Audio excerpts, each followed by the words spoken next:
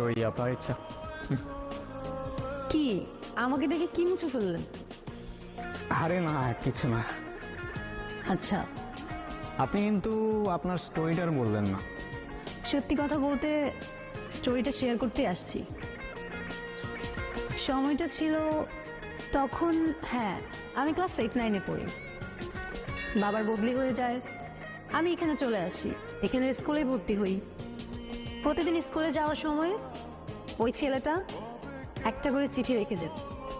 প্রথম কয়েকদিন তো আমি কখনোই চিঠি নিতাম না, কিন্তু একদিন চিঠি না নিয়ে আর পারলাম না। এত সুন্দর করে কথাগুলো লিখতো।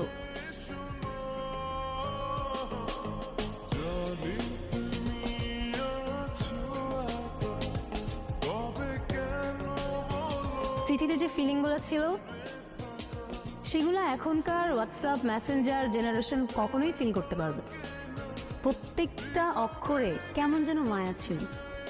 জানেন, ও প্রত্যেকটা দিন চিঠি লিখতো, প্রত্যেকটা দিন। আর এত সুন্দর করে চিঠি লিখতো, আগেই তো বললাম, মানে ওর প্রেমে পড়তে আমি বাধ্য হয়েছি। ইন্টারেস্টিং। আচ্ছা, তারপর কি হলো?